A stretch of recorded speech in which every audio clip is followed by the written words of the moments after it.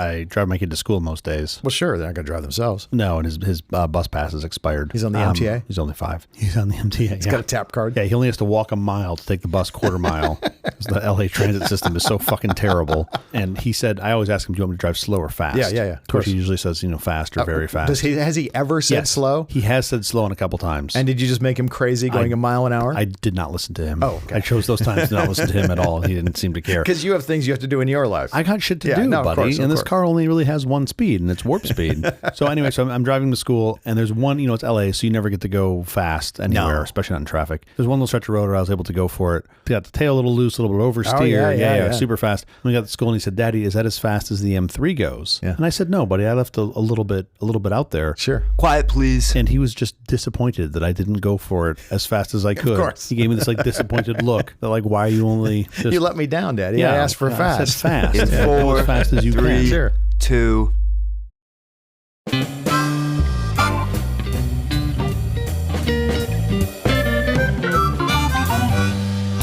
The Apple Company presents a truly terrible podcast. Welcome to Nonsense, episode number 19. I'm Jeff Parker. And I'm CJ Little. This is our take on the week's business, tech, and entertainment headlines. This time we'll look at why we're not flying fast and the treasure trove of your personal data that's for sale from your grocery store. It's right next to the oranges. It's National Technology Day. What does that mean? All day long. Is that like our day? That means today in headlines, we're going to mostly devote it to AI. Oh, that'll be an interesting change. Because that's the bulk of what's happening in the world of technology. Isn't it also National Twilight Zone Day? It is National Twilight Zone Day, and I'm not positive those things might be related. Well, it's also National Hostess Cupcake Day. Oh, there you go. And I'm going to celebrate. Ding dongs? Oh, for sure. We said last week, we were talking about Mastodon having a rough onboarding process. Do you remember this? Yeah, all that sargasm. I'm suspicious that someone might be bugging us. It's a fucking podcast, Jeff. They're not bugging anything. We literally published this. Eugen, the creator of Mastodon, has changed the way Mastodon works. They're upgrading the Mastodon.social server so that everyone by default now, if they don't want to go pick a server, which is going to be most people, can just literally by default go on Mastodon Social, and it'll just be an expanding server and all that.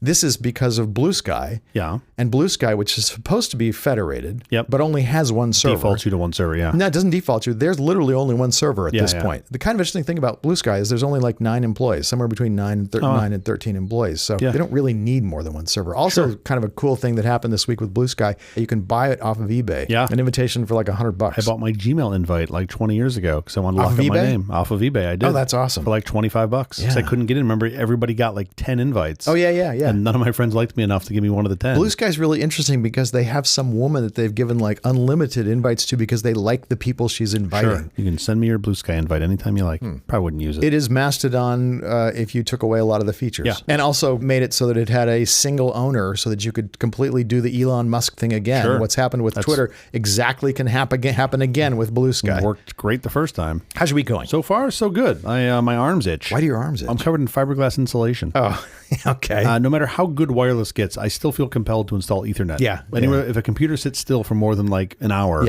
I feel like I need to plug it into the wall. Why is that? Is it for speed reasons? Because my Wi-Fi is really fast these days. I think I'm a dinosaur. I'm like Mel Gibson in Conspiracy Theory. Remember every time you see Catcher in the Rye, got to buy it? Right. Every time I see a computer sitting still, I have to plug it into the wall, and I just go wire it up and put some Cat 6 in. I'm not getting I got to wash my hands 26 times before I go to bed at night. But why do you wire up your... We each have our own vices, don't we? Me, it's wiring cable. You, it's washing your hands until they're raw. Sure. I'm pretty sure I'm coming out ahead on this one. I don't know. We'll put out a poll for our listeners. I like having the connection so that it's always on and I have no wireless issues. I haven't had a wireless issue in 10 years. I have enterprise grade wireless in my house. I do as well. And it still has wonky shit that happens. I have no wonky. I have no problems at all with my Wi-Fi. I think there's some Ubiquity upgrades that happen that I'm not aware of, and I have to go wind them back. Did you watch the coronation of King Charles? We're never going to get to our headlines because we have so many other things to get to. Did you watch the coronation of King Charles? No, I had no problem falling asleep on my own that day. I watched because it was on, and so I just had one eye on it for a second until I watched a human bow to another human. Yeah. And I was just like, I'm out. Yeah, I'm done. This is not going to work for me. Mother's Day is coming up. I know your mother passed away last year, and again, my deepest condolences. But I want to know, will you do anything for Danielle, the mother of your young sons? Alleged mother. I'm not There's no entirely proof to that? There's no, I'm not certain. You know you're the father. You have no idea if she's actually the mother. It did dawn on me. It is the 1 year anniversary of my mom's passing. It did dawn on me that she would have been one of our best listeners. She would have loved this show, which would have been probably good and bad, but it would have meant I spent 3 hours a week talking to her about this show. Sure. She was the loveliest of human beings. She was Absolutely. Nice. I don't know what I'm going to do for Danielle. Well, TikTok, it's coming up in 3 days. Here's the thing. I'm going to be out of town. Oh. So she's going to have the kids. Okay. So I got her the gift of the children. Even worse. For Mother's Day. Yeah. I'm not a big fan of Hallmark holidays, like the Valentine's Day and the Mother's Day and the Father's Day. My wife feels the same way. I'm just like, what? Like, really? How about the other 364 days are Mother's Day? In my older age, I kind of like excuses to stop and celebrate stuff. I mean, and I don't care if it's Hallmark. I think it's fun to stop for a minute and let's, I get that. What are you doing? I made my son get a card this year. Okay. It's the first time I've made him. He's 16. He drives now. Yeah. And I made him actually drive to a store where he could actually buy a card. Okay. Now, he went to a store and he looked through the various cards and, to pick out as one does. Yep. He didn't really like the Mother's Day cards. They were just kind of goofy or whatever. And he found a birthday card that really cracked him up. And so he came back and he had this birthday card. I'm just going to cross out happy birthday and I'm going to write happy Mother's Day on the card. He can't do that though. The writers are on strike. He's not allowed to do that. He just broke the line, the picket line. I was like, really? You couldn't have gone to another card store and just looked at more cards? This is really just, you're going to repurpose a card just because you think this is repurposing it. He's customizing it. I think it's cute. Well, I actually looked at it. It was kind of cute. Next year, I would like him to learn to order flowers. There's apps for that. He's going to need this skill in his life at some point. I want him to have this experience. Well, I don't want him to buy crappy flowers. I want him to call someplace nice. Sure. He's going to buy just a bunch of daisies and then he's going to paint them because that's what he did with the card. He found the card that he liked, awesome. And now he's going to change it into a Mother's Day card. I like it. It's very industrious. Shall we get to our headlines? We should. The show's only an hour long. Let's get to our headlines. I feel obligated to say that for some reason. I love that intro. You're so happy about it. You're just, all right, let's get to our headlines. TikTok spied on me. Why? This is a story from Christina Criddle. She's a writer, and she was doing stories for the Financial Times. She's a very, very good writer. Okay. And she was doing stories on TikTok and ByteDance, and suddenly she got a call out of the blue when she was not working on a story on them from a PR director at TikTok who said, just a courtesy heads up, you might want to take a look at the New York Times. They've published a story. And so she goes and she gets the New York Times and she finds out TikTok had been spying on her with her personal information so that they could know who of their employees was leaking information to her because they can see location data. Yep. Facebook has been doing this for years. Literally, they know that if an employee's phone is at the same location as a reporter's phone, they know. Yeah, they know that. Do you think like a little notification pops up on Zuck's phone? Well, on somebody's device, they actually do get information, and it also logs how much time they're spending together. Wow. So if they happen to be walking by each other in a restaurant, who cares? But if they're spending 30 minutes together, now it's interesting. Well, what are they This is what about? TikTok did, and kind of a fascinating story. Quick question. Yeah. Unrelated. Do you still think we shouldn't ban them? You still think we should just leave them? Well, then you're going to have to ban Facebook because Facebook does this too. Okay. Yeah. Anything else you want to add to the list? I'm good with all these things. I don't have Twitter too. Can we just ban them all? I don't have this problem with. I'm not a big social media user myself, but I really don't have this problem with TikTok as opposed to others. What are the top 3 you would ban? Well, I'm not banning anything. No, but if you had a ban hammer, things. No, but if you had, I said it's like Brewster's Millions reversed. You have to ban 3 services, or I'd ban them all. That's hilarious, by the way. I would ban Facebook. I don't ever use Facebook, but I guess I would ban that because that seems to be the source of a lot of misinformation. I would probably ban the current version of Twitter, just because it's, I used to use Twitter. I used to like Twitter a lot, and it's just become, I don't even look at it. It's so depressing. And then the third one, I don't know. I don't even have a third one. Do you? Yelp. I'd ban Yelp. Why? It's just gotten terrible. I used to look at it for reviews for things. I know. You don't use it for that anymore? Well, if you can find the reviews, it's easier to find Easter eggs. Because so many people who are reviewing haven't even used the service that they're reviewing. And there's the sponsorship thing, and it always gets to be in sorted order that's like Yelp favorite. Like, I feel like they've really ruined that service. Oh, okay. I don't use it enough to know. Google will retire Chrome's HTTPS padlock icon because it's given up on SSL entirely. All plain text. Only plain text. If it's SSL, it says, warning, this site's trying to protect you. Please go somewhere else. Please go to TikTok. We want to make sure we get all your data.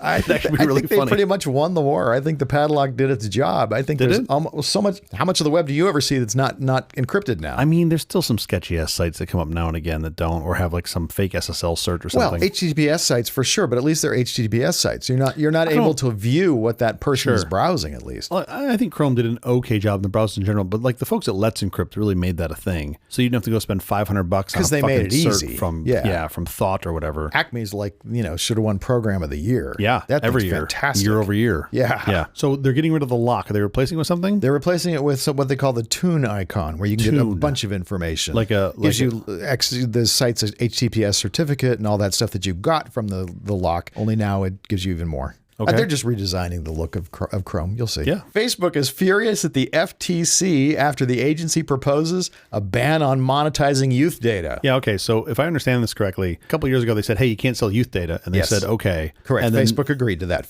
We're talking about Facebook Messenger Kids. And then now Facebook's like, so they're angry that they're selling kids data. Right. Even though they said they weren't going to. Facebook has repeatedly violated its privacy promises. Okay. Says the director of FTC's Bureau of Consumer Protections. They're angry at themselves for agreeing to it? Or they're angry that the FTC is now it? going to enforce it. They haven't yet, but they're considering enforcing it. I mean, first of all, the FTC's enforcement arm doesn't seem to be great. Active. Doesn't seem to have a pulse. Those guys are hanging out with the Wells Fargo fraud department over there.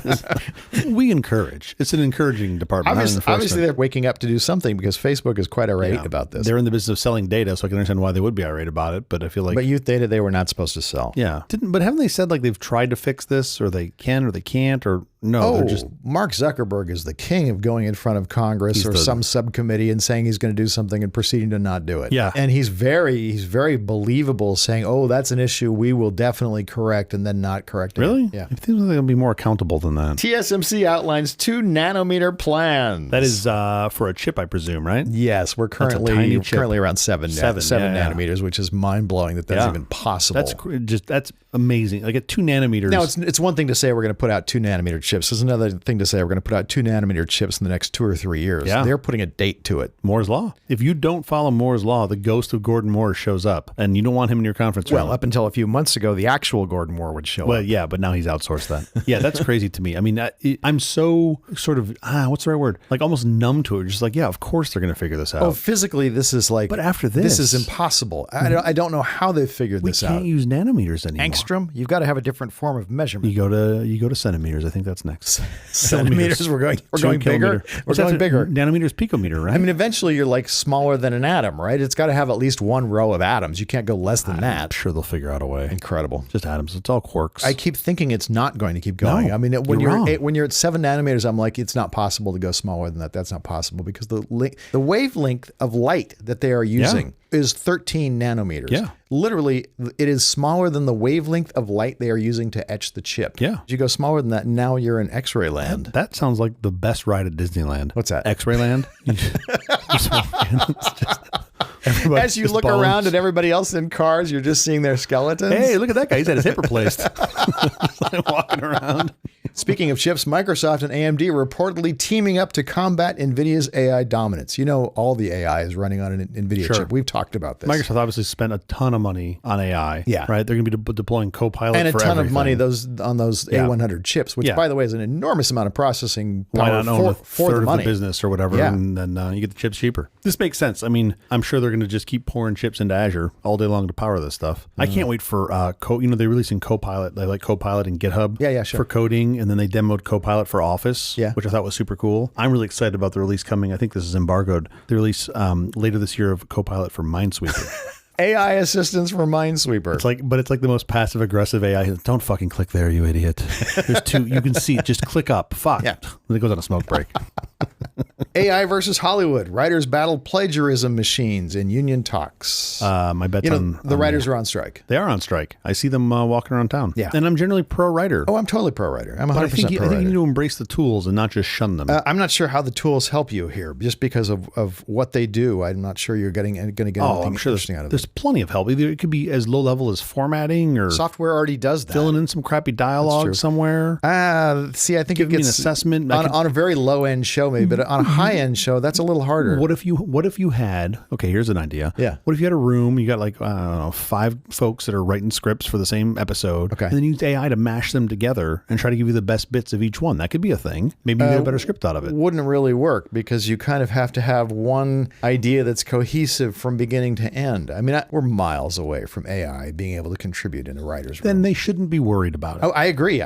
But they've been scared by people who know AI. I understand they're scared. That's the whole world. They've all been scared about problems that are going to happen. And everybody's saying, oh my God, it's going to happen so fast. Yeah, it's going to happen so fast in 20, 25 years. I'll find a link and put it on this show's episode notes. Somebody online had posted a picture on Twitter that was like a room full of like accountants. Yeah. And they said all of these guys were replaced with a single Excel sheet and no one's running around talking about how Microsoft killed the entire world from a... Well, sure. I mean, the tools do make us more efficient. I'm just saying in this case that the tool really isn't going to be able to do what they're thinking it can do. Well, it won't do what they're postulating it's going to do. Yes. But writers, your jobs are safe. But my understanding is they're saying we don't want any AI ever, and they're worried about not being compensated well, having to be on the tail end of AI, which I get. Yes. Ultimately, they're afraid of AI slipping its way in the door, and as soon as it slips in the way in the door, eventually it gets rid of all the writers. It's just not something they have to worry about. Not going to happen. Now, obviously, last week we said to models, yeah, you should fear AI. Your jobs are done for. 100% fucked. But to writers, no, your jobs are fine. Your jobs are secure. You're not going anywhere. Unless they write for models.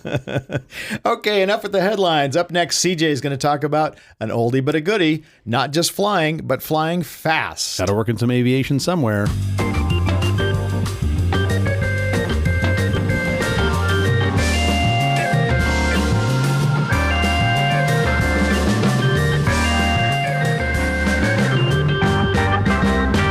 I don't know if you know this or not about me, but I like to fly. Well, sure. But I like to fly fast and efficiently. Okay. Which is why I love Southwest. Oh, okay. Because it's efficient. Right. It really, truly is why. Like they board and turn planes faster. Sure. You don't have to fuck around somebody trying to find 8C because they don't know what seat that is. And they're wandering all over. Anybody gets any seat on Southwest. You get any seat you want. Sure. You just get in and any seat. This is partially why I don't fly Southwest. But see, I love that because especially if you get on early, you can stake out a good seat, you get whatever you want. You can hold the one next to you. It's lovely. But for short haul, point-to-point air travel, I think Southwest is the best. I know you don't. That's okay. I'm not going to convert you. It's fine. It's and it serves its purpose. If I want to go to Las Vegas, I almost have no choice but to go Southwest. Well, you got a choice, but you really don't have a choice. I mean, there are other airlines that fly there, but you don't want to take those. You want to take Southwest. You want to get there fast, right? It's very.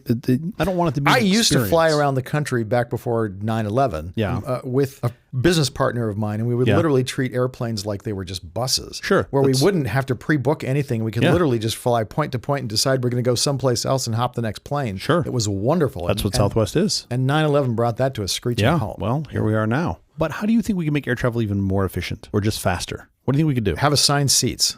All right, that's the segment, everybody.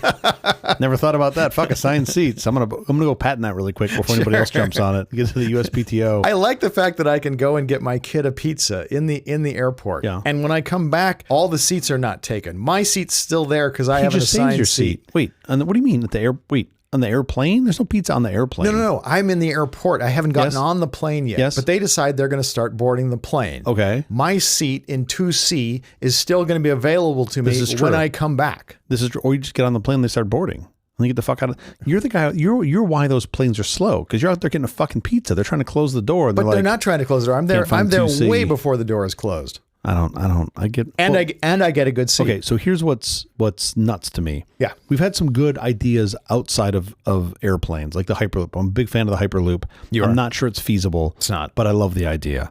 Long stretch of vacuum. Yeah, not going to happen. What could go wrong? How hard could it be? Dyson's figured it out. Okay. Just a bunch of Dysons. That was my plan.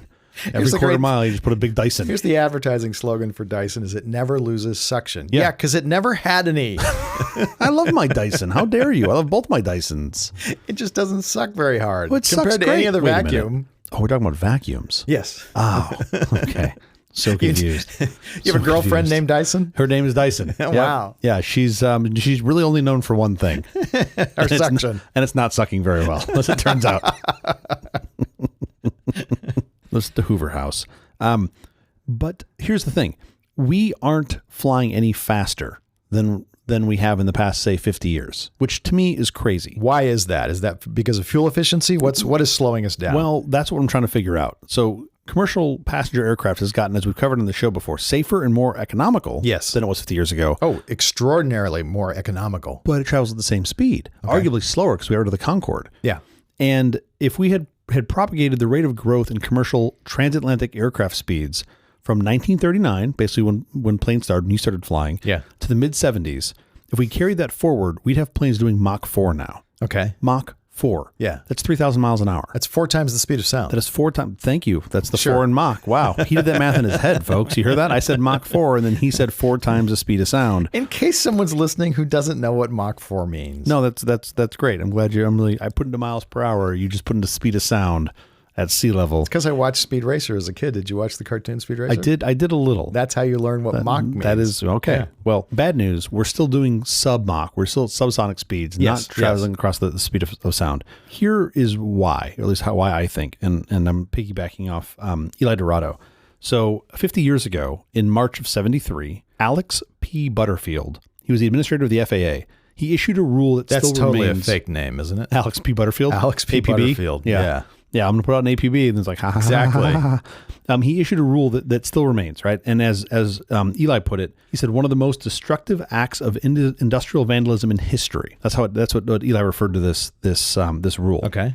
And so he's not pulling any punches. Sure. Here's what Alex P. Butterfield wrote. No person may operate a civil aircraft at a true flight Mach number greater than 1 except in compliance with conditions and limitations in an authorization to exceed Mach 1 issued to the operator under Appendix B of this part, which is basically a long way of saying, unless we specifically grant you the right variance, yes, you cannot go past Mach 1. Right? Sure. You can't break the sound barrier. This text had been modified again in the late 80s and then again in 2021. Were there tons of people hoping to break Mach 1? I mean, that doesn't seem like that's... So on a commercial level, it doesn't seem that interesting. But in the 70s, we were in a race for supersonic speeds, right? Yeah. You had the Europeans building the Concorde. Yeah. And Boeing ultimately won a contract here to try to build a hypersonic plane, right? A supersonic plane. What's crazy about this rule, and I never thought about it this way until Eli pointed this out, the rule imposed a speed limit on U.S. airspace, not a noise standard. So the noise standard would make sense. The belief on why we put this limit in effect, the boom, was because of the boom, right? And instead they put in a speed limit. So if you look now, well, those things are related. Well, yes and no. Okay, so I want to talk about this a little bit more. Okay. So the global airline industry brings in around $800 billion in revenue per year. So almost as much as video games. Almost as much as gaming. Yeah, how sad is that? You spent the last 100 years trying to fly planes and or you could be Fortnite. Sure. Those are your choices. Which takes more engineers? I don't even know if that's true. I don't know what games 30 guys drinking Mountain Dew. We have like teams of engineers up in Washington building planes. Yeah, it's a comparison. Of that $800 billion, only a tiny fraction of those funds go into supersonics, right? And they could go towards these what are called, quote, low boom designs that make supersonics go mainstream. And the belief is that because we can't fly them in the U.S., no one's willing to invest a lot of money in this. Sure. So They can get a variance. NASA will soon be testing an experimental low boom aircraft called the X-59. Tell me what low boom is versus full volume. Yeah, okay. Boom. So, is there a decibel difference? How do we measure the difference? Yeah. So it's not just a decibel difference. It's also the edges of the boom, if you will. So typically most aircraft, you're going to get 2 sonic booms that come off. Explain why we get the booms. The leading edges of the bird itself. But explain what's happening that's causing that. So you're basically moving air at the speed of sound as you cross over that. And then you get these 2 separate, very, very close related sonic booms. They merge together as they get closer to you, the listener, right, standing on Earth, and then you end up with what they call like an N-shaped boom. So you have this very hard edge on the boom, so it's a very abrupt sort of boom. Right. Eli goes into great detail on this in his article. He actually went to a NASA facility where they strap you in this little room, it's like the size of a closet, and it's got a bunch of subwoofers in it, and they play a sonic boom for you. Sure. So you can actually experience a sonic boom. At the volume you would feel it if you were how close, if you were aware. His takeaway from that was even like the loud boom, quote unquote, the F-14 loud boom, it's like it really wasn't that loud. Like it wasn't that disturbing. I remember it vividly. Well, when they would land the shuttle, a space shuttle at Edwards, you'd hear the boom. It would shake your windows. Yeah, but it wasn't overly abrupt, I didn't think. A couple times in most cases in the space shuttle, in the case of the space shuttle, we knew it was coming. Sure. But also it was not gentle. This X-59 is designed to lower that, right? It's designed to have a very low cruise sonic boom in standard atmosphere. So they're shooting for like 75 PLDB or less across what they call the boom carpet. What's a PLDB? Perceived loudness. measured in PLDB. Okay. Here's the difference. Even strong N waves, such as those generated by the Concorde or military aircraft, can be far less objectionable if the rise time of the overpressure is sufficiently long, right? So basically like a softer edge. Okay. So you're spreading it out over time. Yes. I get you. So a new metric has emerged known as the perceived loudness, which is measured in PLDB. Yeah. And this takes into account the frequency content, the rise time, and a well-known example of this is the snapping of one's fingers, in which the perceived sound is nothing more than an annoyance. Yes. NASA's work on this X-59 is designed to have this very low PLDB, right? Something that's supposed to be they spread it out over time. It's probably the same amount of energy. It's just being dispersed over more time. So once this aircraft checks out, NASA's going to use it to start booming American cities. They want to test this over American cities to get response from the people. To see how pissed off people get? Exactly. Sure. No, that's real. To see how pissed off people get. Of course. And they want to gather data on the human response on this. After a couple of years of collection, data will be analyzed and turned over to the FAA and the foreign regulators to sort of figure out what sonic booms look like and if we can, with these low boom aircraft, make something that's more acceptable. Yeah. So digging in a little deeper on this, we already know that this is acceptable because as NASA titled one report in 2014, there have been 6 decades of research on sonic boom, which means as of now, there have been 7 decades of research on sonic boom. So we already looked at this. And in 1964, over a period of 6 months, the FAA dropped 1,200 sonic booms over Oklahoma City. Oh my word, in 6 months. In 6 months, in a study known as, and this is not a joke, Operation Bongo 2. Yeah, right? There'll be like a constant bongo drum of sonic booms. Operation Bongo. They didn't want to pull any punches on that. How many sonic booms is that a day? Well, it was over a period of 6 months, so you figure that's about 180 days. 1,200 booms, so that's around 8 a day, give or take. That's a lot of booms. Yeah. That's I would not be happy. These were the full-sized, unabated N waves. The big sonic booms, not the gradual ones we're talking about here with this. Did they just hate the people in Oklahoma City? Well, yeah. Have you ever been to Oklahoma? Yeah, sure. It's lovely. They're really nice. Don't write me a letter. Well, the wind blows really down the plains, I believe. But 1964, it was a different time, right? The U.S. government was super bullish on supersonics, right? And they were soliciting designs for an American supersonic airliner to rival the Concorde, right? Our European friends. Sure. And Boeing eventually won this contract on January 1st of 1967. Okay. So Boeing started building one of these. But at the conclusion of the 64 research, this FAA project, the contractors stated, quote, the overwhelming majority felt they could learn to live with the numbers and kinds of booms experienced during the 6-month study, which is kind of fascinating. That's crazy. 73% of the respondents said they could live indefinitely with the cumulative level of sonic booms experienced in the study. Only 3%. Because they'd all been made deaf by month 2. What? Yeah. But about 3% of the population was vehemently opposed. Yeah, the ones who could still hear. The folks that still had their hearing were opposed to the point of filing complaints. 3%. Yeah. Right? Now, what I'm getting from this segment here is that you've had negative experiences with sonic booms. Do you think? I feel like maybe you were locked in the sonic boom closet a little too long as a child. Okay, but check this out. In 2018, NASA dropped 52 booms on Galveston, Texas over the course of 9 days of testing. And they did not... What do they have against these cities? Well, have you been to Texas? Yes. Oh. Well, Galveston's not bad. What's your problem? Barbecue? Yeah, a lot of probably barbecue. Pretty good. A lot of barbecue. Probably pretty good now that I think about it. But they didn't do this with like a low boom aircraft like the X-59. They used an ordinary fighter jet that did this sort of nifty maneuver. It would go up to offshore to 50,000 feet, and then they'd roll the aircraft over into an inverted position and pull up into a vertical dive. Sure. And then recover on 30,000 feet. So they basically try to make this giant supersonic They're boom aiming it right at the ground. Yes, That's exactly. horrible. And then they generate the sonic boom. NASA put microphones everywhere to record this. Eli, the guy who I got most of this from, was in Galveston for one of these days of tests. Yeah. And he said the measurements range from anywhere from 65 to 89 PLDB. Sure. And he said one of the booms, which he knew was coming due to sort of the comms from NASA and watching on FlightAware, was completely inaudible. You couldn't even hear it. And he said for one of the louder booms, he watched a fisherman on the pier who was briefly startled but went back to fishing in under 1 second. Sure. The survey that it's NASA still put loud. out, Just because people can endure a loud sound doesn't mean... but I mean, if a car drives on the street and backfires, you don't write your congressman. Well, I do if I'm recording when it backfires. Well, this session, we should be writing a lot more letters about leaf blowers. So when NASA surveyed the Galveston residents based on their event exposure, 17 out of the 2,000 daily respondents reported being highly annoyed, which is less than 1%. It's the smart 1%, though. But you're always going to annoy some number of people. You can't do better than 1%, I don't think. It seems to me that if we were to embrace this sort of, quote, boom shaping technology and not listen to that very, very tiny vocal minority, we could actually get not listen to you, specifically not listen to you, these cultural forces that led to and sustained the ban against supersonic travel could be lifted, right? And get back to that. Sure. The challenge is, how do you do this? What Eli suggested is that we actually have Congress, those guys, repeal the supersonic ban as soon as possible, like this year, and repeal it in such a way where you say, okay, you're allowed to go supersonic, but you have to be below like a 90 PLDB threshold for daytime operations or 80 dB for nighttime operations. Mm-hmm. No plane can do that right now, but at least you encourage manufacturers to want to invest in supersonic travel to try to get under that threshold. Right. And that seems like a really easy change that we could put in place and get planes that go a little faster than 500 miles an hour. I would like to hear these. I mean, based on his writing, it seems like these aren't nearly as loud as I have thought them to be. Uh-huh. And this would be great. Like if you could actually have... I remember them rattling windows. Yeah. They were loud. His point is that you can design them now to be less impactful on the sonic boom, right? You have these low boom waves that are created. Right. So I think it would be entirely different. I'd like to hear it. I'd like to actually somehow try to experience it and see what it sounds like. But it seems like a path forward. We should be doing Mach 4.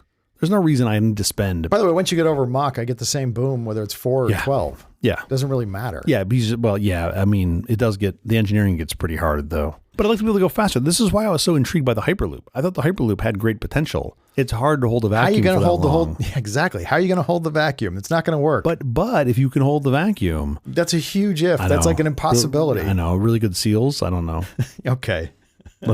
Supersonic travel. I would love. I had the opportunity many years ago to fly on the Concorde, and I didn't because I was like, it'll always be there. Yeah, you do in the future. Never got to fly on. You're the guy because you didn't buy a ticket. No, well, because you didn't want to spend $10,000 to get to London. The thing. They had a ticket for me. It was a client. I was in New York. They had an extra ticket. They're like, hey, we're going. You can't make. You want to go on the Concorde? And I was like, no, I'll do that next time. Yeah. There was no next time. I'm really just summarizing the absolutely excellent article from Eli. And if you're interested, you should head over to elidorado.com and read the entire article because it's way more interesting than hearing me talk about it. Let's put that link somewhere. You'll put it in these notes. I always do. There you go. And you can save the calories of typing those 14 characters. Thank you. Anyway, up next, Jeff's going to talk about buying your data in your local grocery store, I think. Sort of. Do you think my data is in the organic section? Your data is everywhere.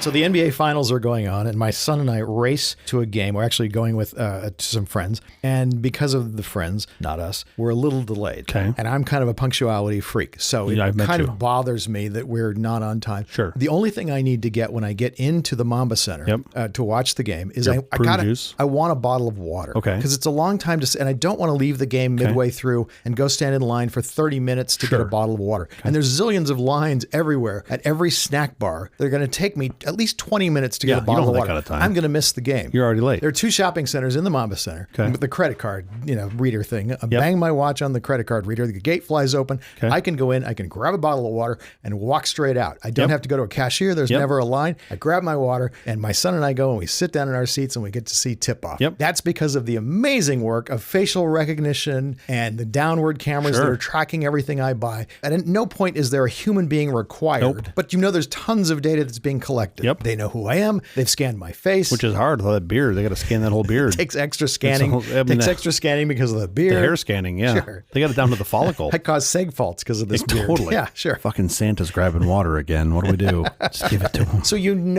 that those stores like Amazon Go, they're special cases and you just go, this is going to absorb a ton of data. Sure. Because that's what that store is. Yeah. Okay, next story. Kroger and Albertsons are hoping to merge, right? It is a $24.6 billion merger. Okay. According to the Economic Policy Institute, it will also cost workers of those chains of stores more than $300 million annually, lower wages. It's going to affect 750,000 workers. That's a lot of people. Yeah. Just by merging these, the efficiencies that they will get. Sure. Kroger stores include Kroger, Ralph's, Food for Less, Dillon's, Smith's, King Soopers, Fry's, QFC, City Market, and others. Nearly 24 chains. Wow. How many stores? 2,750 stores. That is a lot of stores. 60 million shoppers. This is before the merger. That's insane. Annual sales of $137 billion in 2021, which is the latest figures we have. That is a lot of Oreos. And they want to merge.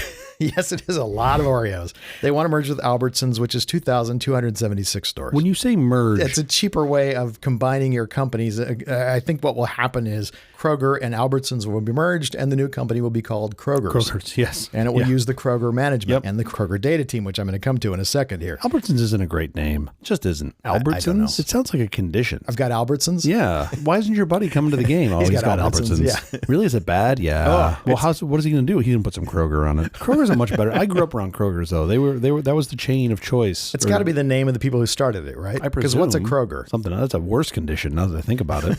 He's got Kroger. Your Albertsons turns into a Kroger. Well, you can clean up Kroger with a little ointment. Yeah. Well, then you super all over the place. Call it a king super. In 2003, Kroger partnered with dunnhumby, a data science subsidiary of UK's supermarket chain, Tesco. Now, if you've been to Britain, you've seen those things everywhere. dunnhumby gathered shoppers' data through loyalty programs. We have loyalty programs in the U.S. now in basically every supermarket you go into. After a successful 12-year partnership, Kroger purchased a majority stake in dunnhumby's U.S. operations and rolled it into its own data science firm, which is called 84.51. It's named after the longitude of Kroger's Cincinnati headquarters. Wow, they phoned it in on that one. Yeah. What do you want to call this thing? We had all sorts of choices. How about 84.51? Call it the longitude. I don't actually think up a name. Wow. Just imagine it as Kroger's data. Yep. The data they collect is mind-blowing, starting with facial recognition. Yeah. Everywhere you go in the market, you are being tracked. How long you paused looking at things, whether it's condoms, alcohol, kosher foods, or other ethnic foods, baby diapers, etc. Okay, they so are to be learning clear, about you. I look at them in the other order. I start with the food, and then I get to the booze, and then I get to the condoms, and then ultimately you get to the diapers. Okay, so you've got the right set of things. It's just I do it in the other order. I mention them in this order because new parents are the retailer's holy grail. Totally. If they can find you in your second trimester, they own you for a very, very long time. Yeah, and having been through 2 second trimesters, I understand that. Yeah. Well, not because me, we're creatures of habit. Totally. I don't know if you remember the product Febreze. I do. When it was first launched, they put out all of these commercials. And basically Febreze is something you spray on something and it takes the odor out. It doesn't matter if it's a coat or if it's a carpet. Doesn't work on me. I soak in it every day.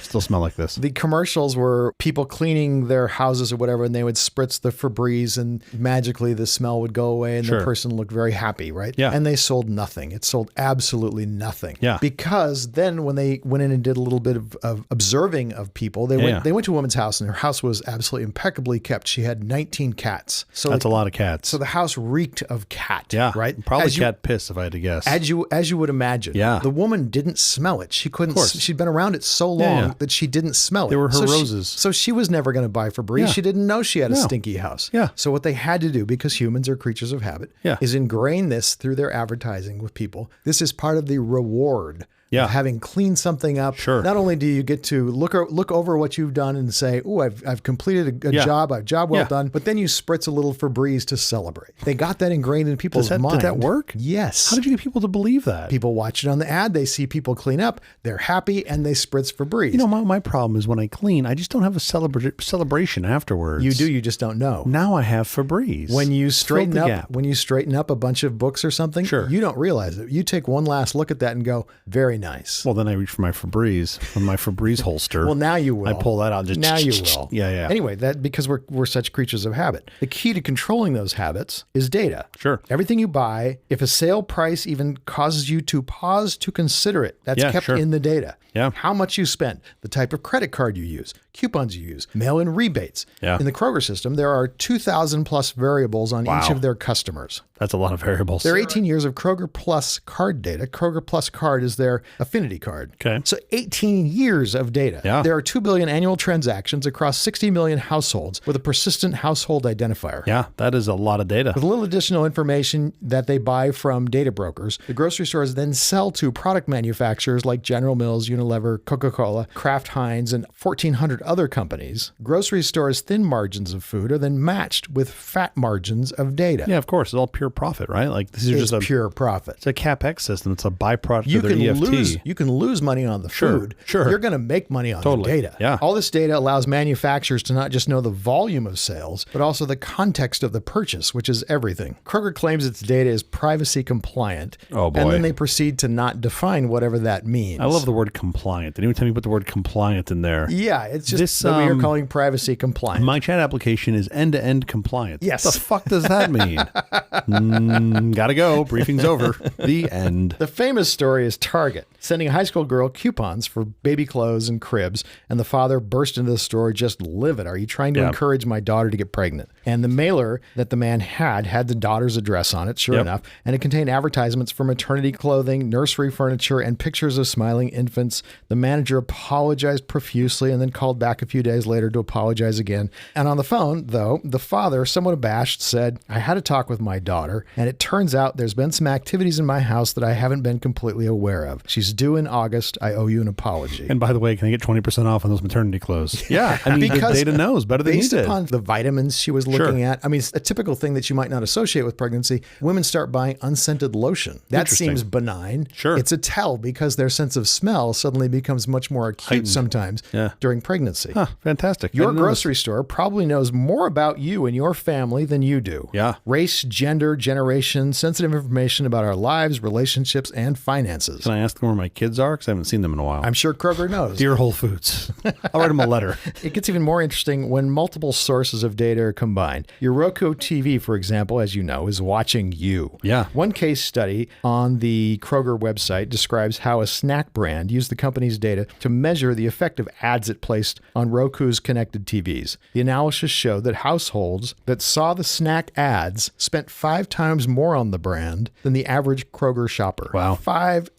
I mean, this is like the old Yakov Smirnov joke. In Soviet Russia, Roku TV watch you. Amy Klobuchar, chair of the Subcommittee on Competition Policy, Antitrust, and Consumer Rights, puts it this way. Most people have no idea that some stores are collecting data on what groceries they buy to sell to the highest bidder, or using facial recognition technology to track them as they shop. The situation is especially concerning given how few options consumers have for grocery stores in many communities. Americans deserve protections against excessive surveillance and companies misusing their personal data. It's time to pass federal privacy legislation to protect consumers. Now, this sounds like a very steep hill to climb. At this point, yes. Yeah. The quantity of data that is saved about every single customer is vast. I'm very torn about this, though. Do you care about all the data that's being saved about you? I mean, I do. Again, there is convenience trade-off. Oh, absolutely. And of course, I want the convenience and I want all the perks with none of the downside. What's really happening to me with that data being out there? I don't know. Like, am I getting more spam mail at home? Probably. Is that an easy problem for me to sort? You're basically being completely tracked with everything you do. I carry a cell phone, so of course I'm being completely tracked everywhere. Right. Turn off your cell phone. There's more data that's being collected on your cell phone in addition to that. So again, kind of like back to the FTC talking about AI. I'm like, we got more baseline privacy problems to solve before we go after Kroger. It seems like at this point the privacy problems are unsolvable. They're so big. If you don't want your data out there, that's a solvable problem. Is it? Yeah, you wear a mask, pay with cash. Here's how much data we're talking about with Kroger. They have 35 plus petabytes.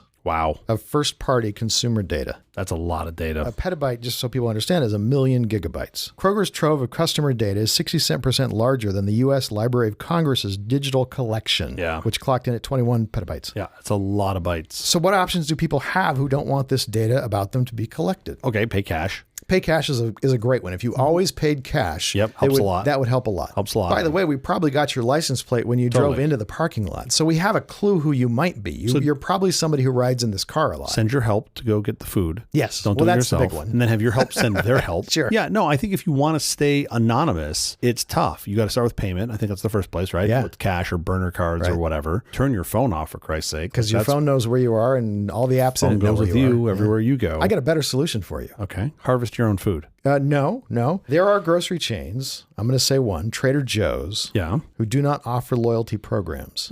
They do not sell shopper data. Trader Joe's website notes, we don't have sales. We don't offer coupons. There are no loyalty programs or membership cards to swipe at our store. Trader Joe's believes every customer should have access to the best prices on the best products every day.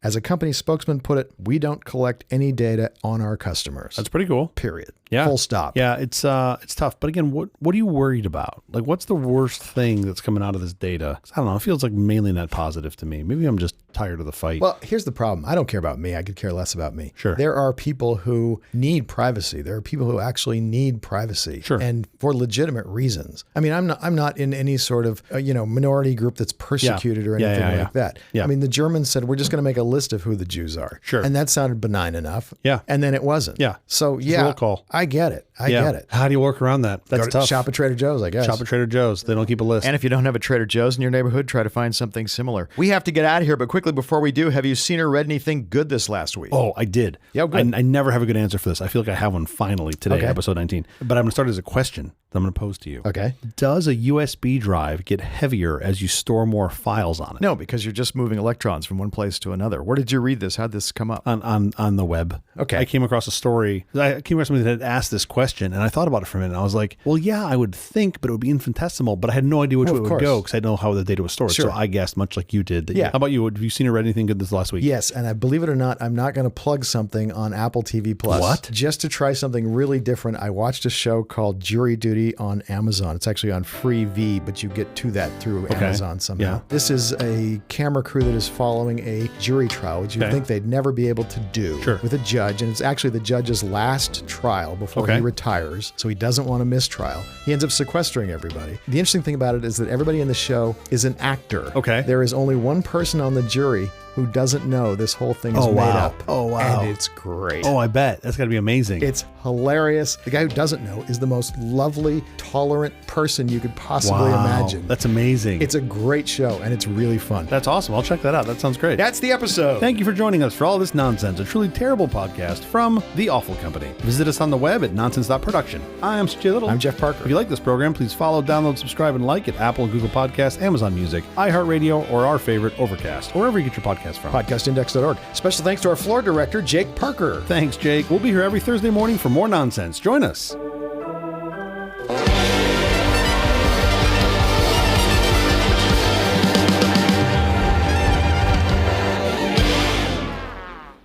A lot of things I'd probably want to ban. Oh, I hope we've run out of tape.